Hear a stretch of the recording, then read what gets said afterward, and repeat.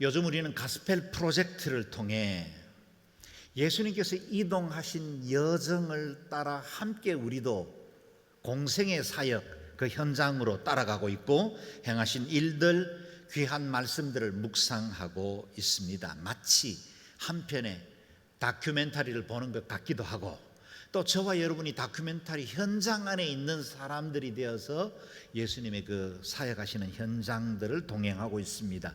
그분의 행적과 교훈, 만남과 대화, 그 속에 담긴 의미들을 찾아가는 정말 좋은 시간들을 갖고 있지요.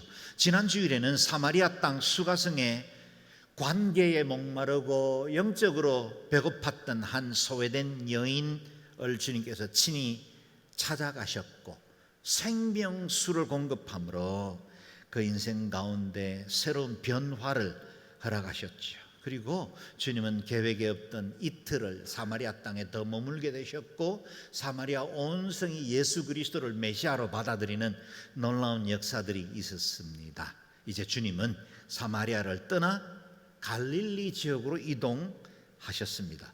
갈릴리에서 우리 주님은 그야말로 폭발적인 인기를 얻게 되었습니다. 14절, 15절 말씀을 자막을 통해서 함께 읽겠습니다. 시작. 예수께서 성령의 능력을 입고 갈릴리로 돌아오시자 그분에 대한 소문이 전역에 두루 퍼졌습니다. 예수께서는 회당에 가르치셨으며 모든 사람들로부터 영광을 받으셨습니다. 아멘. 갈릴리 지역 전역에 예수님에 대한 소문이 퍼졌고 가는 곳곳마다 회당마다 그야말로 센세이션이 일어난 것입니다. 말씀을 전할 때 많은 사람들이 은혜 받고 오랫동안 기다리던 메시아를 만난 그 감격 가운데 있었습니다. 그리고 사람들은 찬사와 칭송을 통해 우리 예수님께 영광을 올렸습니다. 말씀과 함께 기적도 드러났습니다. 이전의 서기관들이나 바리새인들의 가르침과는 다른 권세 있는 말씀에 그들은 압도당하기 시작한 것입니다. 예수님의 사역에는 언제나 성령님이 함께 하셨고 그분의 능력이 드러났기 때문이었지요. 예수님께서 갈릴리 여러 지역을 순회하며 사역하시던 중에 오늘 본문과 같이 고향 나사렛을 방문하게 되셨다는 말씀으로 오늘 본문은 시작됩니다. 16절 17절 말씀을 함께 읽습니다. 예수께서 자신이 자라나신 나사렛에 오셨습니다. 안식일이 되자 예수께서 늘 하시던 대로 회당에 가셔서 성경을 읽으려고 일어나셨습니다. 예언자 이사야의 두루마리를 건네받으시고 두루마리를 펼쳐 이렇게 기록된 곳을 찾아 읽으셨습니다. 아멘. 우리 예수님께서 자라나셨던 나사렛, 곧 고향에 가신 것입니다. 우리 예수님을 부를 때 나사렛 예수라고 사람들이 불렀던 이유는 우리 주님이 그곳에서 성장하셨기 때문에, 고향이기 때문에 그분을 그렇게 불렀던 겁니다. 나사렛은 갈릴리에서도 변방이었고 그리 크지 않는 동네였습니다. 주님의 제자 빌립이 예수님을 만난 이후에 그 친구 나다나엘에게 우리가 이와 같이 모세의 율법과 선지자들에 의해서 예언된 그 선지자를 만났다라고 전했더니 그가 반응하기를 나사렛에서 무슨 선한 것이 나오겠는가. 그만큼 나사렛은 작은 동네였고 사람들의 관심을 받지 못하던 곳이었습니다. 우리 주님께서 그 마을에서 성장하셨고 그리고 때마침 그곳을 방문하신 중에 안식일이 되었습니다. 오늘 본문에 아주 중요하게 관심 깊게 봐야 되는 말씀이 있는데, 주님은 자기 규례대로, 즉 늘 하시던 대로 회당으로 가셨습니다. 우리 주님께서 늘 습관적으로 섬겨오던 그 회당 예배를 안식일을 맞자 또 똑같이 회당으로 가셨다는 겁니다. 우리 예수님은 인자는 안식일의 주인이라 하시던 분 아닙니까? 우리 주님은 하나님의 그 삼위로서 그 안식일에 드리던 예배를 받으신 분인데 이 땅에 육체로 계실 때는 그 안식일의 규례를 정확하게 지켜오셨다라는 겁니다. 당시 유대에서는 5세가 되면 회당에 가는 것이 허락되었고 13세가 되면 회당의 정식 회원이 되어 출석할 수 있게 되었습니다. 우리 주님께서도 나사렛에서 성장해 오는 동안 습관처럼 경건 생활을 해 오신 것입니다. 그 주님께서 안식일의 예배 순서를 따라 성경을 봉독하시기 위해서 일어나셨습니다. 아마도 갈릴리 여러 지역에 자자하게 퍼졌던 예수님에 대한 소문을 나사렛 사람들도 모르지 않았을 것이고, 그래서 그 마을을 방문하신 예수님께 성경을 강론해달라고 부탁했던 것 같습니다. 주님은 회당에 비치되어 있는 많은 두루마리들 가운데 이사야서를 선택하셨고 그 가운데 한 부분을 펼쳐서 찾아 읽으셨습니다. 그것이 오늘 본문에 우리가 읽었던 유명한 이사야 61장의 말씀이죠. 당시에는 성경은 모두 필사본만 가능했고 오늘날처럼 이렇게 코덱스본, 얇은 종이로 인쇄된 것이 아니기 때문에 사람들이 일일이 쓰면서 두꺼운 파피루스나 아니면 양피지에 기록했기 때문에 분량이 대단했습니다. 양피지로 만든 성경은 거의 마차로 2대분에 해당될 만큼 많았습니다. 그리고 성경은 아무나 가질 수 있는 때가 아니었죠. 회당에나 가야 겨우 성경 말씀을 읽거나 들을 수 있는 때였습니다. 그리고 우리는 이렇게 성경을 찾읍시다 그러면 이렇게 색인까지 잘 되어 있는 성경을 가지고 있지만, 예전에는 성경은 그야말로 통짜로 되어 있는 한 문장으로 이루어져 있었습니다. 장과 절이 구분되어 있지 않았던 거죠. 우리 예수님께서 이사야 61장의 그 예언된 말씀, 메시아의 소명 기사를 찾아 읽는 건 우리 예수님은 늘 말씀을 가까이 했다는 뜻입니다. 그 두루마리 쫙 펼쳐진 말씀 중에 그 긴 말씀 중에 하나를 찾아 읽으셨다는 건 우리 주님도 늘 말씀을 사모했고 말씀을 가까이 하셨다는 뜻이죠.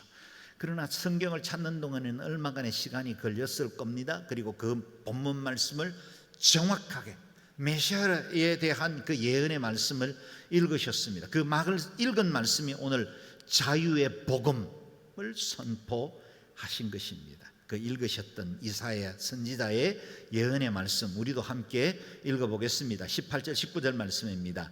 시작. 주의 영이 내게 내리셨다. 이는 하나님께서 내게 기름을 부으셔서 가난한 사람들에게 복음을 전파하도록 하기 위해서다. 하나님께서는 포로된 사람들에게 자유를, 못 보는 사람들에게 다시 볼 수 있음을, 억눌린 사람들에게 해방을 선포하기 위해 나를 보내셨다. 주의 은혜의 해를 선포하도록 하기 위함이다. 아멘. 예수님께서 읽으신 이 말씀 이사야 61장 1, 2절 말씀은 아마도 히브리어로 기록된 두루마리였을 것이고, 오늘 이 사건을 기록한 제자 누가가 인용한 말씀은 헬라어로 번역된 70인역 성경이었기 때문에 구약 성경에 우리가 읽는 이 말씀과 오늘 본문에 등장하는 신약의 말씀은 본문이 정확하게 일치하지 않습니다. 마치 일반 교회에서 사용하는 개정 번역본과 우리말 성경 번역본이 차이를 드러내는 것 같은 것이라 생각하시면 되겠습니다. 번역본의 차이죠. 이사야 선지자는 메시아에 대해서 가장 많은 예언을 남긴 선지자인데, 특별히 오늘 본문은 메시아가 오셔서 행하실 일들, 그분의 소명에 대해서 초점을 맞추고 있습니다. 이 말씀이 메시아가 오셔서 하실 사역이라고 우리가 이해할 수 있는 이유는 18절 말씀 때문이죠. 주의 영, 성령님이 그리스도께 기름을 부어서 이와 같은 사역을 행할 것이라 그랬습니다. 주의 영이 기름 부으신다 하셨죠. 당시에 메시아 기름 부음 받은 자는 왕, 제사장, 선지자만 가능했습니다. 왕과 제사장과 선지자의 사명을 완성하시러 오신 예수 그리스도, 그분에게 주의 영이 기름 부으셨고 그분이 행하실 일들을 보여주고 있는 것입니다. 자, 그렇다면 우리 주님께서 메시아로 오셔서 하실 사역들이 무엇이었습니까? 네 가지의 소명을 말하고 있습니다. 이 네 가지 하나하나가 선포될 때마다 우리를 향하신 하나님의 그 계획으로 받고 아멘으로 받아 여러분의 약속으로 받아들일 수 있기를 주의 이름으로 축원합니다. 첫 번째, 가난한 사람들에게 복음을 전파하기 위해 오셨다 하십니다. 이는 하나님께서 내게 기름을 부으셔서 가난한 사람들에게 복음을 전파하도록 하기 위해서라 하십니다. 여기에서 말씀하시는 가난한 자들은 1차적으로는 경제적으로 가난한 사람들을 말합니다. 가난한 사람들에게 가장 기쁜 소식이 뭘까요? 배불리 먹는 거죠. 편안하게 살 수 있는 것입니다. 병들면 치료받을 수 있고 미래 걱정하지 않고 주거에 안전한 그런 삶을 살 수 있는 것, 그것이 가난한 사람들이 원하는 거지요. 우리 주님께서 오신 이 땅의 목적은 영원한 삶을 얻게 하고 영생을 얻게 하는 것도 있지만 가난한 자들에게도 복음을 전하게 하시기 위해서 오셨습니다. 실제로 주님은 이 땅에 계시는 동안 가난한 자, 소외된 자, 멸시받는 사람들의 친구가 되어주셨죠. 여러분, 가난한 사람들의 가장 큰 어려움은 못 먹고 배고픈 게 아닙니다. 실제로 더 어려운 건 사람들에게 무시당하는 거죠. 외면당하는 것, 그게 더 큰 어려움, 자존심 상하는 것이죠.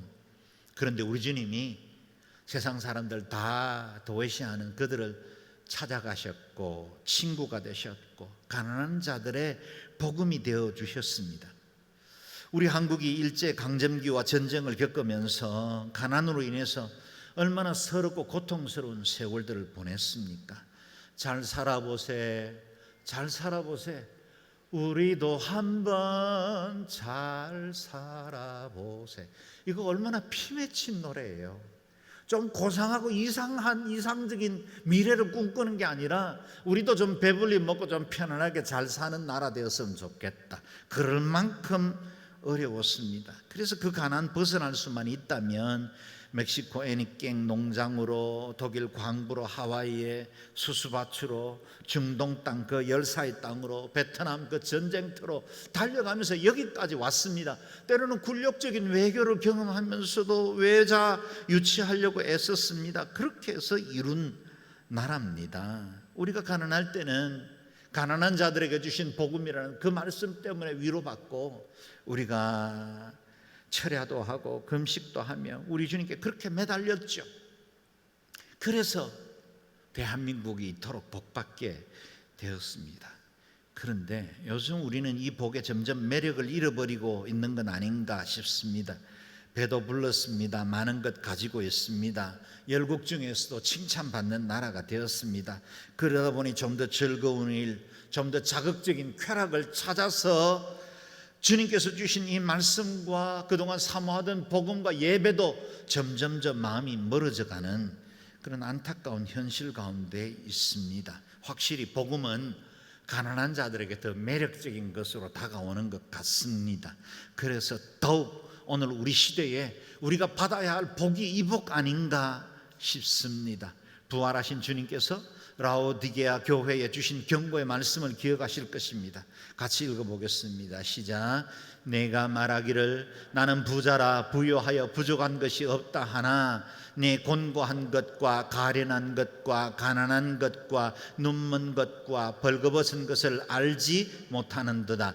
내가 너를 권하노니 내게서 불로 연단한 금을 사서 부요하게 하고 흰옷을 사서 입어 벌거벗은 수치를 보이지 않게 하고 안약을 사서 눈에 발라보게 하라. 무릇 내가 사랑하는 자를 책망하여 징계하노니 그러므로 내가 열심을 내라 회개하라.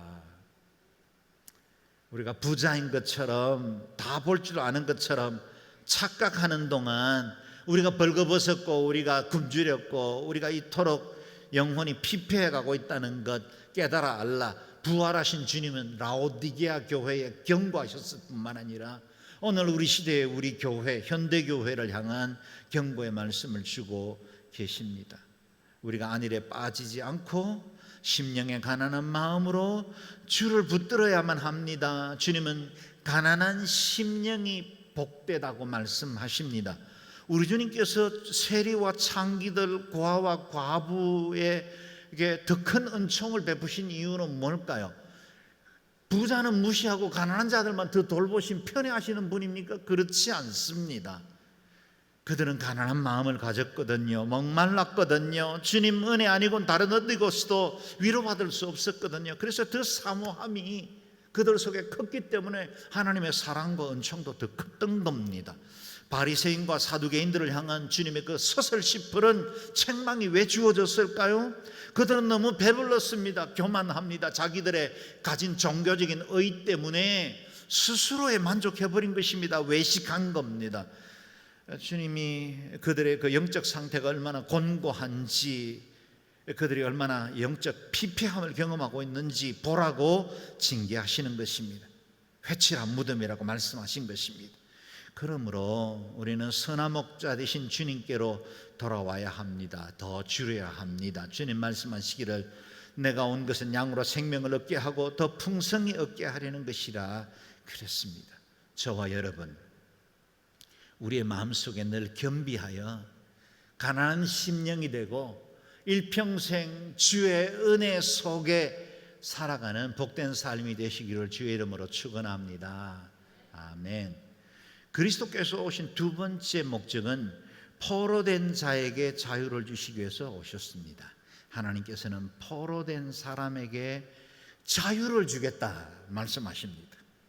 이 말씀을 듣는 유대인들에게는 포로가 된다는 것이 어떤 상태인지 역사 속에서 뼈아프게 경험을 했지요. 이전에 바벨론 포로가 그랬고 이집트에 종살이 할 때 그들이 가진 수모를 기억합니다. 뿐만 아니라 지금도 로마의 압제 아래에 있어서 국권을 잃어버렸지요. 포로가 된다는 건 자유도 권리도 다 박탈당하는 겁니다. 미래도 소망도 품을 수 없는 상태가 됩니다. 메시아가 오면 포로된 억압에서 풀어주실 것이라고 말씀해 주신 것입니다. 그런데 이와 같이 정치적인 포로뿐만 아니라 모든 인간은 죄로 인해서 포로된 상태로 살고 있었습니다. 보십시오. 하나님께서 인간을 창조하실 때는 완전히 자유로운 존재로 지으셨습니다. 하나님의 형상을 따라 지음받았지요. 그런데 인간이 그 자유를 하나님께 반역하고 불순종하는 것에 사용해 버렸습니다. 하나님이 세우신 법을 떠나면 더 큰 자유를 얻을 줄 알았지만 낙원을 잃어버렸고 어둠의 세력에 의해 죄의 포로가 되어 버렸습니다. 메시아가 오신 궁극적인 목적은 포로된 인간을 자유케 하시기 위해서 오신 것입니다. 그래서 예수님은 요한복음 8장에서 선포하십니다. 예수께서 대답하시되 진실로 진실로 너희에게 이르노니 죄를 범하는 자마다 죄의 종이라. 죄를 범하면 죄의 종이 됩니다. 종은 영원히 집에 거하지 못하되 아들은 영원히 거하나니 그러므로 아들이 너희를 자유롭게 하면 너희가 참으로 자유로우리라. 할렐루야. 우리에게 자유를 주시기 위해서 오셨습니다. 예수님께서 죄의 종된 우리를 자유케 해주셨고 그로 인해 우리는 예수님을 믿고 영생을 얻을 수 있게 되었고 과거의 그 죄의 속박으로부터 벗어나 하나님의 그 영광 가운데 거하게 된 것입니다. 내 말을 듣고 또 나 보내신 이를 믿는 자는 영생을 얻었고 심판에 이르지 아니하나니 사망에서 생명으로 옮겼느니라. 아멘. 그래서 주님이 가시는 곳곳마다 병든 자, 귀신 들린 자, 죽음으로 실패하던 자들이 자유를 얻게 된 것입니다. 손 마른 자가 주님의 말씀 한마디로 그 손에 마른 것이 떠나가고 생기를 얻게 되었습니다. 38년 동안 병으로 시달리던 그가 베데스다 연못에 몸을 던져서가 아니라 그리스도께서 주신 말씀으로 자유함을 얻게 된 것입니다. 소경이 눈을 뜨고 문둥병자가 깨끗함을 얻었습니다. 귀신에게 묶여 무덤 사이를 쫓아다니던 군대 들린 귀신 들린 자들이 그 거라사의 광인이 정신이 온전하여져 회복하게 된 것입니다. 나인성 과부의 젊은 아들을 살려내셨습니다. 소외되고 목말랐던 사마리아 여인에게 영원한 생수가 되셨습니다. 많이 가졌지만 사람들에게 소외당하고 배척당하며 두려웠던 삭개오의 집에도 해방과 구원이 임하게 된 것입니다. 여러분, 무엇으로 인해서 포로되어 있습니까? 내 의지로 지금 내가 하고 있는 일들과 그 습관을 이겨내지 못한다면 포로된 것입니다. 무엇이 우리를 중독의 포로가 되게 만듭니까? 그것이 도박이든 술이든 담배이든 음란한 것이든 그릇된 습관과 옛 친구나 정과 욕심에 따른 우리의 옛 삶이든 모든 속박으로부터 벗어나야 합니다. 여러분, 예수 그리스도의 그 자유케 되심으로 여러분이 자유한 인생이 되시기를 주의 이름으로 축원합니다. 너희가 내 말에 거하면 참 내 제자가 되고 진리를 알지니 진리가 너희를 자유케 하리라.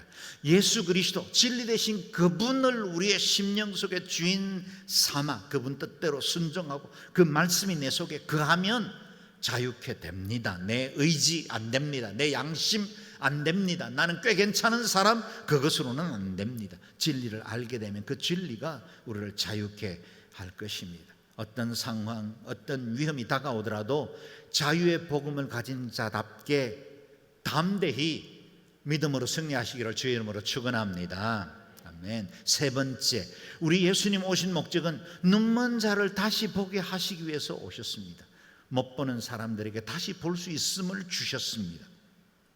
실제로 주님께서는 공생의 기간 동안에 눈먼 사람을 보게 하신 많은 기적들을 행하셨죠. 그 가운데 예수님께서 요한복음 9장에서 의미 있는 말씀을 남기셨습니다. 39절에 보면 예수께서 말씀하셨습니다.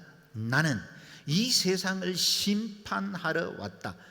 못 보는 사람들은 보게 하고 보는 사람은 못 보게 하려는 것이다. 보는 사람은 보지 못하게 하고 못 보는 사람은 오히려 보게 할 것이라 하십니다. 이 말씀은 나면서 앞을 보지 못했던 한 맹인된 사람의 눈에 진흙을 발라 이겨 실로암 못에 가서 씻으라. 그리고 난 다음에 그의 눈이 뜨고 난 다음에 주변에 있던 바리새인들이 이 일을 고발하기를, 왜 안식일 날 너는 일을 했느냐?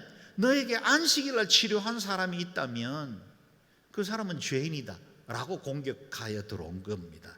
여러분, 한 개인이 나면서부터 한 번도 보지 못한 세상을 눈 뜨고 보게 된 거예요. 얼마나 경사해요. 모두가 함께 축복하고 기뻐해야 할 그 일에 옛 과거의 율법 전통을 가지고 예수 그리스도를 오히려 죄인이라고 정죄하는 이 눈먼 장인들을 보십시오. 그래서 주님께서 그들을 보면서 한탄하십니다.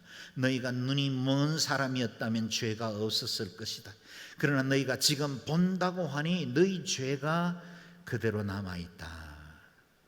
세상에는 시각장애인들이 소수이고 대부분은 눈을 버젓이 뜨고 살고 있다고 착각하지만 우리 주님의 관점에서 볼 때는 눈 뜨고 못 보는 사람들이 너무나 많습니다. 영적 소경들이 얼마나 많습니까?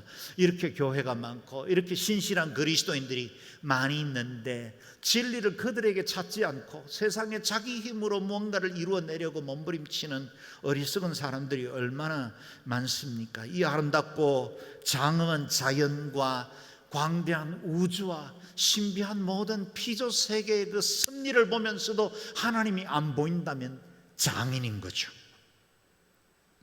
눈에 보이지도 않는 이 작은 미생물 바이러스 앞에 무력하게 당하고 때로는 자연의 강력한 힘 앞에 우리의 무능을 절감하면서도 배후에서 역사하시는 하나님을 보지 못한다면 소경이지요.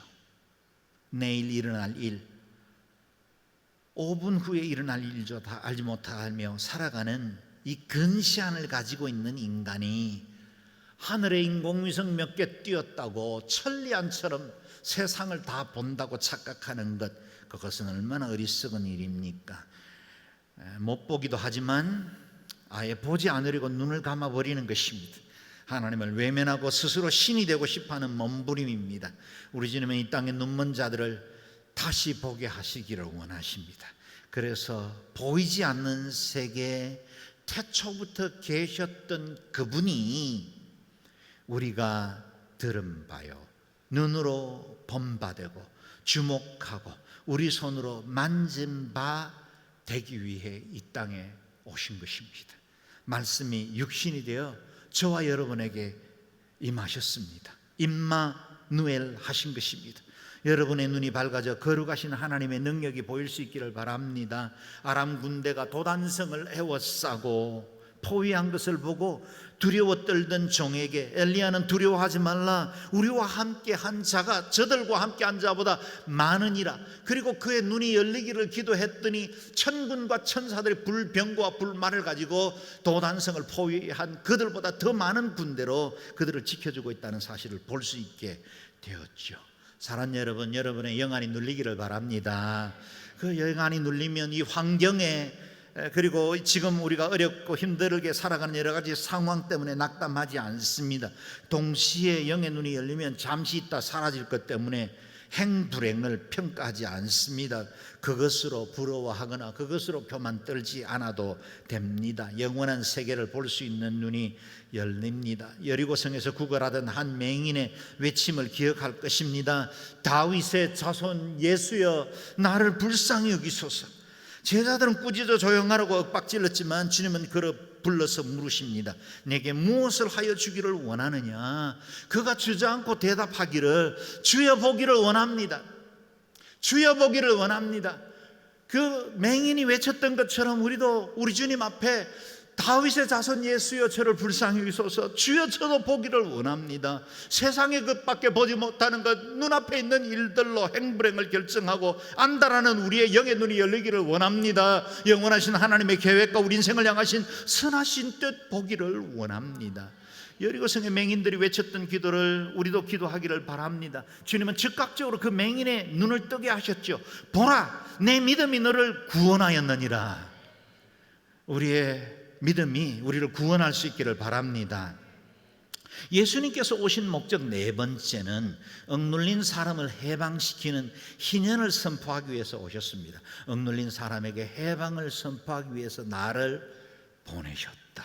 주의 은혜의 해를 선포하도록 하기 위함이다 그랬습니다. 주님께서 선포하신다는 이 은혜의 해는 주빌리, Year of Jubilee입니다.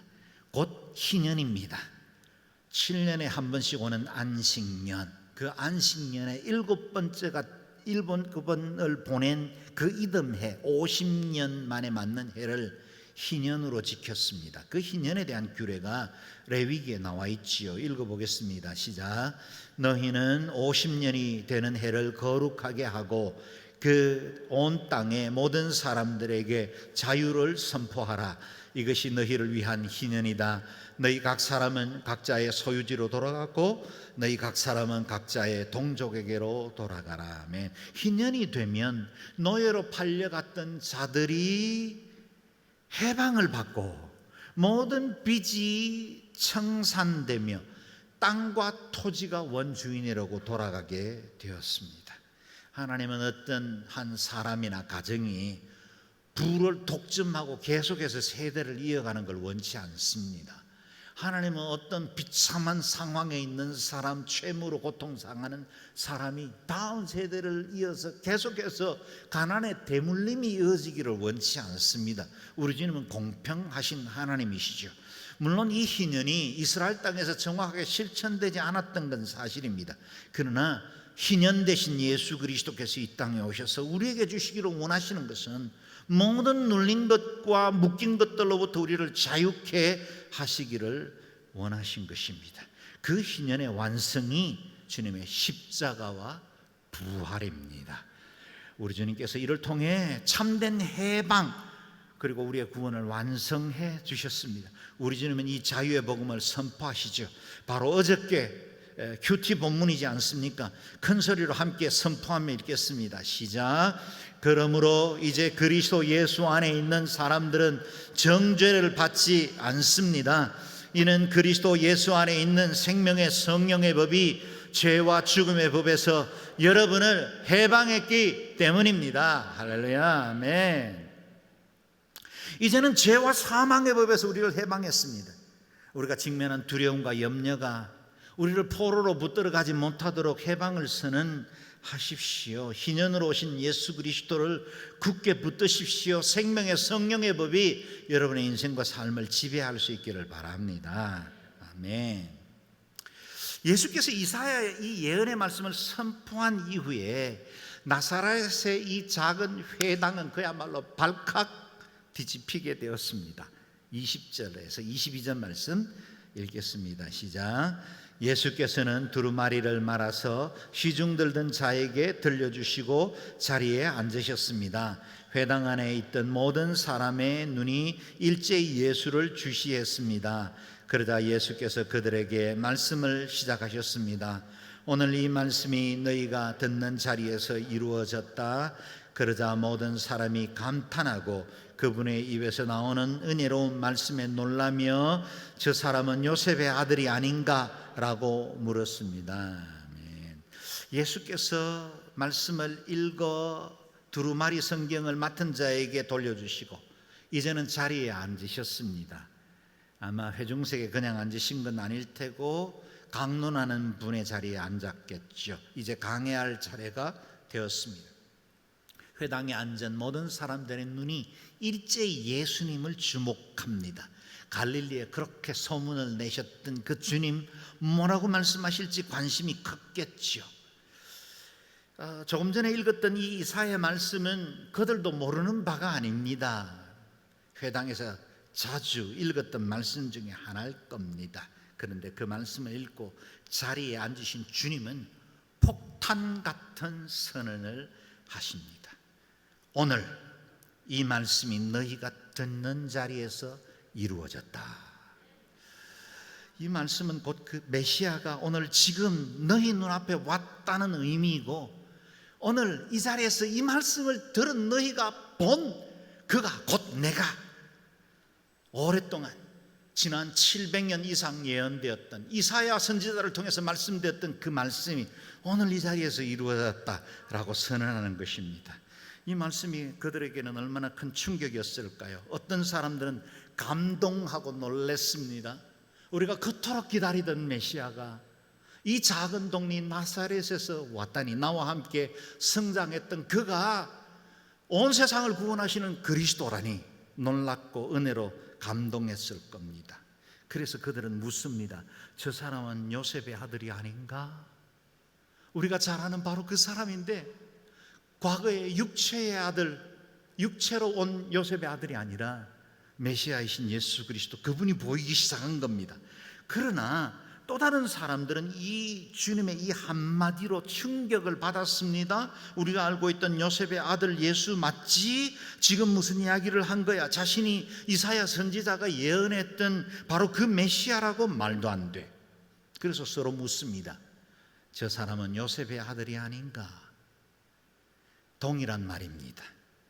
그러나 그 작은 나사렛의 회당 안에 있는 사람들은 두 종류로 나눠버렸습니다. 주님께 감탄한 사람과 주님께 적대심을 불태우는 이들입니다. 그리고 육체로 오신 그리스도만 보던 사람들은 예수를 절벽으로 끌어가 떨어뜨려 죽이려고 하는 악한 마음도 품었습니다. 그래서 주님은 그곳에서 아무런 기적도 행하지 못했습니다. 아무런 기적도 행하지 않으신 것이 아니라, 그분의 자의로 안 하신 것이 아니라 행할 수가 없었습니다. 믿음이 없었거든요. 받을 만한 그릇이 없었거든요. 주님의 능력과 건세가 다른 갈릴리 지역에서는 다 드러났는데 정작 가장 사랑하고 가장 마음 가까이에 받아들여야 할 나사렛에서는 아무런 능력이 드러나지 않았습니다. 그게 비극이죠. 그게 슬픔입니다. 얼마나 큰 불행입니까? 때때로 우리는 가장 가까운 사람들에게 상처받죠. 저기 멀리 있는 사람들 엉뚱한 소리에도 별로 상처받지 않습니다. 그런데 나와 함께 살아가는 부부 때 관계에서 우리가 상처를 받습니다. 부모님 때문에, 자녀 때문에 지울 수 없는 상처를 받기도 합니다. 나사렛에서 거절당하신 예수 그리스도, 그로 인해서 하나님의 은혜가 임하지를 못했습니다. 사랑하면, 귀히 여기면, 한 사람 한 사람을 향하신 하나님의 선하신 뜻을 보면 우리가 서로 은혜로운 공동체가 되고 서로를 통해서 복받는데, 우리가 서로 담을 쌓고 서로에 대해서 평가하고 비난하면 그 은혜가 흘러가지를 못하는 겁니다. 그 때문에 주님께서 그들이 잘 아는 구약의 두 사람의 예를 들었습니다. 25절에서 27절 마지막으로 읽어보겠습니다. 시작. 그러나 내가 진실로 너희에게 말한다. 많은 과부들이 엘리야 시대에 이스라엘에 있었다. 그때 3년 반 동안 하늘문이 닫혀 온 땅에 극심한 기근이 들었다. 그런데 하나님께서는 그 과부들 중 어느 누구에게도 엘리야를 보내지 않으시고 오직 시돈에 있는 사렙다 마을의 한 과부에게 보내셨다. 또 많은 나병 환자들이 엘리사 예언자 시대에 이스라엘에 있었다. 그러나 그들 중 어느 누구도 시리아 사람 나만 외에는 깨끗함을 받지 못했다. 아멘. 예수님께서 두 사람의 예를 소개하셨습니다. 그러나 두 사람은 달라도 너무 다릅니다. 남성과 여성이라는 차이도 있었지만 한 사람은 오랜 가뭄 끝에 남아있는 마지막 밀가루 반죽해서 아들과 먹고 이제 죽기로 작정할 만큼 가난한 사렙다의 과부였고, 또 한 사람은 아람 군대의 영향력이 막강한 군대 장관 나만이었습니다. 삶에 쪼들린 가난한 한 여인과 부와 권력을 움직이는 장군 사이에는 공통점이 아무것도 없어 보입니다. 그러나 이 두 사람은 동일하게 하나님의 은혜를 경험한 사람이 되었습니다. 두 사람 다 하나님의 언약으로 보면 이방인이요 소망이 없는 사람들이었는데, 그들은 엘리야와 엘리사 시대 때 하나님의 영광과 거룩을 경험했습니다. 하나님이 찾아갔습니다. 가장 가깝다고 가장 의지할 만하다고 하는 자들에게는 은혜가 임하진 않았지만 오히려 그 영광이 이방 민족에게 임한 것입니다. 이후에도 동족 이스라엘은, 요즘 우리가 묵상하고 있는 이 로마서에서 말씀하시듯이 동족 이스라엘은 예수 그리스도 그 복음을 배척하지만 하나님의 은혜는 이방 땅에서 마음껏 꽃피고 확장되게 된 것입니다. 우리 하나님은 차별 없는 은혜를 베푸십니다. 그 누구라도 우리의 알량한 지식과 경험 때문에 참된 복음이신 예수 그리스도를 거절하는 순간 그 은혜로부터 소외될 거예요. 그러나 누구든지 가난한 마음으로 하나님 사모하고 주님의 은혜를 구하면 내 재산이 문제겠습니까? 내 건강이 문제겠습니까? 부하든 가난하든 건강하든 병약하든 주님을 사모하는 그 영혼은 주님께 은총과 귀중히 여김을 받게 될 것입니다. 예수님의 소문이 온 땅에 퍼졌을 때 가시는 곳마다 사람의 칭송을 받으셨던 것처럼 오늘 저와 여러분 예배할 때 우리 가운데 하나님의 은혜가 충만하게 임하기를 바랍니다. 예수님께서 나사렛에서 선했던 말씀을 보십시오. 오늘 이 말씀이 너희가 듣는 자리에서 이루어졌다. 저는 이 말씀이 문자 그대로 오늘 이 자리에 예배하는 저와 여러분들에게 이루어지기를 바랍니다. 10년 가난함으로 하나님의 은혜의 그 부요함을 경험할 수 있기를 바랍니다. 여러분, 포로처럼 묶여있던 과거 상처로부터 자유케 되기를 바랍니다. 오늘 듣는 자리에서 이루어지기를 바랍니다. 영의 눈이 열리고 하나님의 그 뜻과 능력을 경험하는 시간이 되기를 바랍니다. 희년과 자유와 그 생명의 법이 저와 여러분의 인생 가운데 듣는 자리에서 오늘 이 말씀이 여러분의 생애 가운데 이루어지기를 주의 이름으로 축원합니다. 아멘. 기도하겠습니다. 기도할 때 하나님, 오늘 자유의 복음을 우리에게도 선언해 주시고 우리도 이 말씀 내게 주신 그 언약 메시아의 그 축복의 약속으로 말씀으로 받아 우리 자신이 변화받게 해주시고 우리 가정이 새로워지게 해주시고 더욱더 온전한 주의 사람 되게 하여 주시옵소서. 통성으로 같이 기도하겠습니다.